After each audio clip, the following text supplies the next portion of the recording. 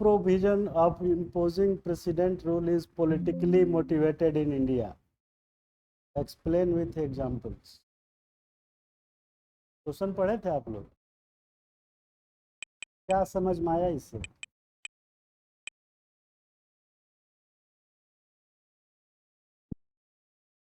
तो मतलब क्या है कि भारत में प्रेसिडेंट रूल, राष्ट्रपति शासन लागू करने के लिए किस तरीके से प्री प्रोविजन यानी जो प्रोविजन है 356 में है ना, उससे पहले भी उस प्रोविजन यानी 356 के पहले प्री प्रोविजन, प्रोविजन किस में है? आर्टिकल 356 में। तो क्वेश्चन ये नहीं कह रहा है, क्वेश्चन ये कह रहा है कि राष्ट्रपति शासन देश में लागू होने से पूर्व प्रोविजन किस तरीके से राजनीतिक रूप से अभिप्रेरित मोटिव होते हैं। Explain with examples.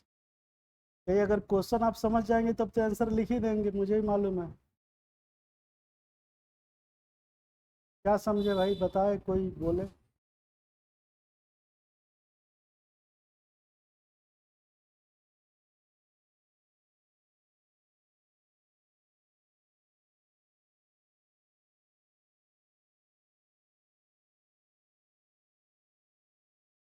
फिर से बोलिए जरा।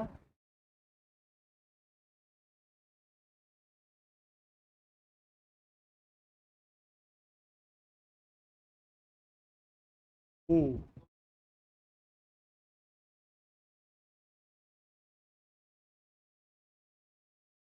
मतलब मतलब कि जो है भारत सरकार सीधे सीधे राष्ट्रपति शासन न लगा करके उस 356 से पूर्व कोई प्री प्रोविजन कुछ है या है, तो कैसे जो है उसको लागू करना पॉलिटिकली मोटिवेटेड होता है। पहले तो आपको मालूम होना चाहिए कि प्री प्रोविजन है क्या।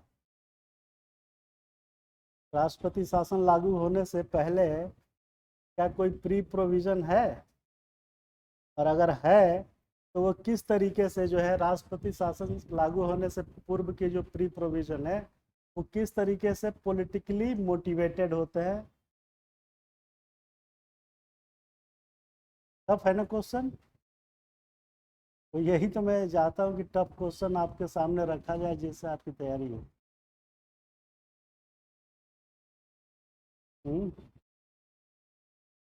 क्यों, बोलो कोई बोलो। तो कौन है?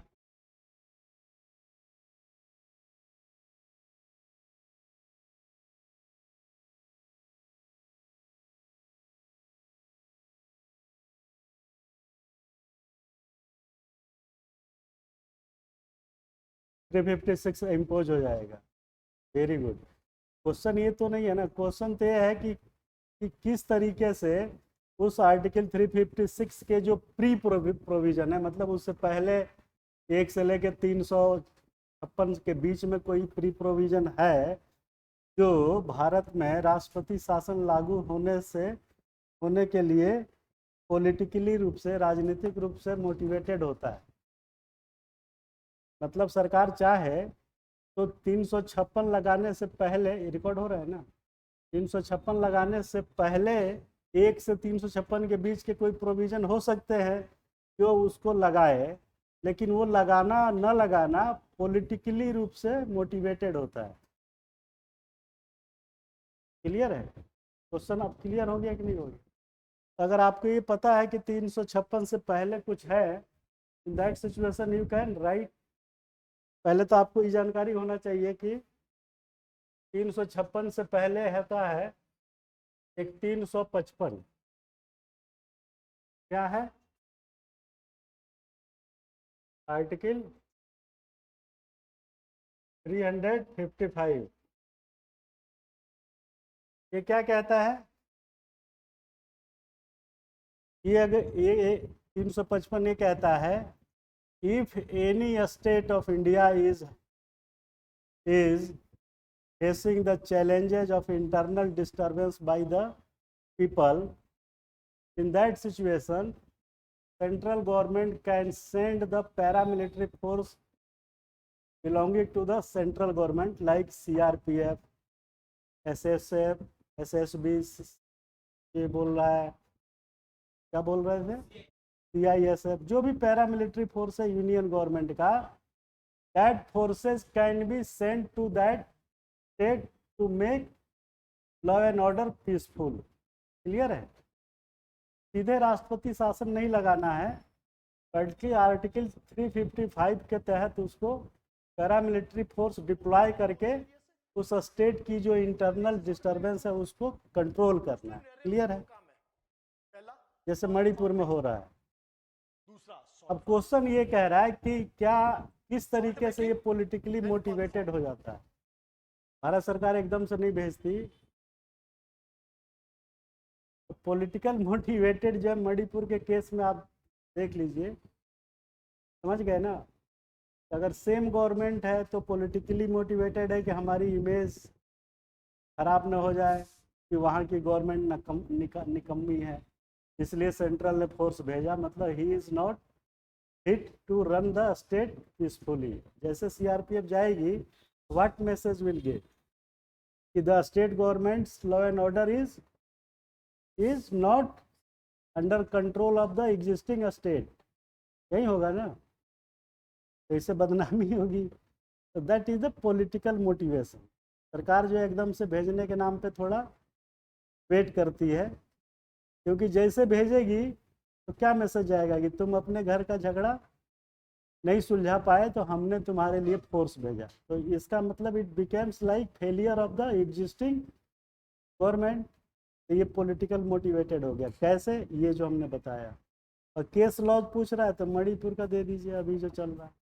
ऐसे बहुत सारे होते हैं जहाँ सिमिलर स्टेट में और सेंटर में सेम टाइप की होती है सरकार. तो इन दैट सिचुएशन आपको अब क्वेश्चन समझ में आ गया है?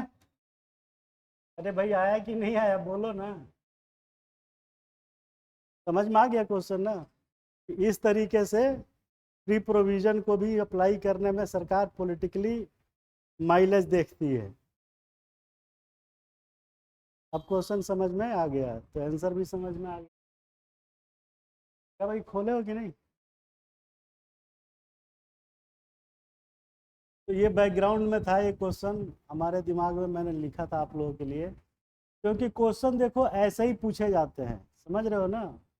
क्वेश्चन कभी सीधा नहीं आता. सीधा तो आता है लेकिन वो 60% होता है, 20% उससे भी टफ होता है. 80 हो गया, फिर उसका नेक्स्ट 20 और टफ हो जाएगा. तो क्वेश्चन को समझना जो है ज़्यादा जरूरी है. तुम आगे आ जाओ, आगे तो कोई है नहीं. आज जो गया है तो एग्जाम देने CGL का.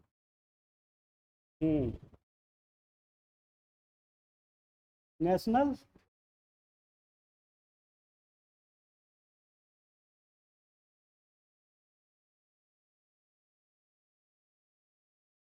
नेशनल इमरजेंसी 352 की बात कर रहे हो क्या? वो आज तक तो देश में लागू नहीं हुआ. एक बार हुआ जब फाइनेंशियल 360 नहीं लागू हुआ. Article 360 that is financial emergency आज तक लागू नहीं हुआ. 352 वो सही बोल रहा है, एक बार लागू हुआ था. कब हुआ था ये? 1975 में. कौन था उस समय, कहाँ पे हुआ था, और रीजन क्या दिया था? रीजन क्या था मुझे भी याद नहीं है. हाँ वो सही बोल रहा है. तो क्वेश्चन की समझदारी जो है ज़्यादा ज़रूरी है. मैं बार बार रिपीट करता हूँ. तो you have to focus the understanding of question, है ना. क्योंकि मटेरियल और टेक्स्ट बुक और नोट्स सब कुछ आपके पास है, लेकिन जब समझ नहीं पाएंगे तो वो सारा मटेरियल जो है धरा का धरा रह जाएगा. तो भाई हरदम मैं बोलता रहता हूँ कि there is need of understanding, there is need of understanding और अंडरस्टैंडिंग. क्वेश्चन को समझने का प्रयास करिए.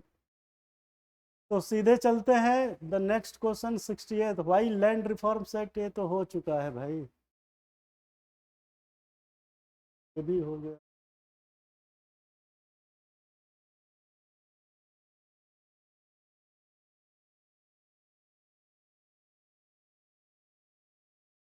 हाँ ये है। What do you mean by the economics of animal rearing in gender issues? How it is empowering women of rural India?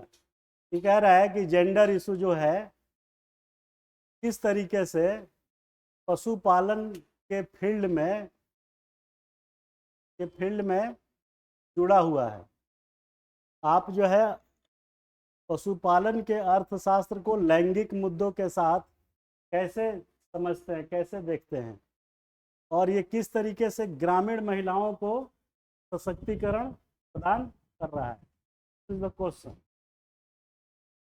What do you mean by the economics of animal rearing in gender issues? Gender issues में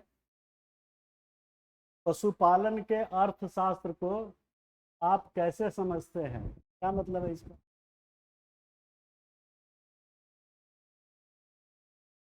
क्या मतलब है इसका? इसका सीधा सीधा मतलब है कि ग्रामीण महिलाएं जो है पशुपालन अपने स्तर से करती है जिससे उसकी आर्थिक स्थिति सुधरे। आपने देखा होगा गांव देहात में बकरी पालन, मुर्गी पालन, और जैसे कि वो गोद ले लिया हो कोई महिला, वो लोग कहते हैं कि एक्स क्या है ये बकरा बकरी जो है, कहते हैं ना, तो उसका सारा केयरिंग, उसको भोजन देना, उसको फीड करना, उसके साफ सफाई का ध्यान वो महिला रखती है। तो गांव में एनिमल रियरिंग जो पशुपालन है उसका अर्थशास्त्र उसके इकोनॉमिक कंडीशंस को इम्प्रूव करता है। जब वो बेचती है तो उसका मोस्ट पार्ट जो है वो खुद जो है अपने पास रख लेती है। जहाँ उसको कोई 200 रुपये नहीं देता, वो 1000 का बकरा बिकेगा तो 800-700 खुद रखेगी, 200-300 देगी नहीं भी देगी। तो जो पशुपालन है गांव में, ये छोटे छोटे जो जानवर हैं, जो बतख है, मुर्गा मुर्गी है, बकरा बकरी है, ये सब जो है, दूध के लिए गाय वाय है, ये सब चीज़ें जो है महिलाओं के साथ सीधा सीधा इकोनॉमिक्स से उसके जुड़ा हुआ है। समझ गए? The economics of animal rearing in the gender issue refers to the role of women in animal husbandry and the economics benefit that accrue to them. In India, animal husbandry is a significant source of livelihood for rural household and women play a crucial role in this sector. तो कैसे करती हैं महिलाएं, ये तो आपको बहुत आसानी से पता होगा। Often responsible for taking care of livestock including feeding, watering, जो मैं बोल रहा था, and milking the animal. They also take care of the health of the animals and are responsible for their overall management. Animal rearing provides a source of income for women and their families and it can help to empower them economically. Clear है? जब question समझ गए तो answer समझना इसका आसान है। Decision making power किसको? महिलाओं को। वो कहेगी हमने कमाया है तो हम बताएंगे ना। इसका पीछे का 1 2 3 कहाँ चला गया? टूट गया है लग रहा है। तो उसके अथॉरिटी में जो इन्वॉल्व होती है एनिमल रियरिंग में, मे हैव मोर से इन हाउस होल्ड। हर आदमी उसकी इज्जत करने लगता है क्योंकि पैसा उसके पास आ गया बकरा बेच के, है कि नहीं? In that situation, household decision related to income and expenditure. Improved status, women who are involved in animal rearing may gain more respect and recognition within their household and community, which can help to improve their status and position in society. In conclusion, the economics of animal rearing in the gender issue highlights the role of women in this sector and the economic benefits that accrue to them. By empowering women through animal rearing, it is possible to improve their economic status and enhance their overall. सीधी सी बात है, आप गांव के रहने वाले हैं, आपको ज़्यादा पता होगा इसके बारे में। सेम है कि भाई उसने उसको अपने पर्सनल कैपेसिटी में उसका सारा कुछ मैनेज करती है, तो जब बिकता है तो उसका पैसा भी खुद मैनेज करती है कि नहीं? गाँव में देखा होगा आपने। हाँ।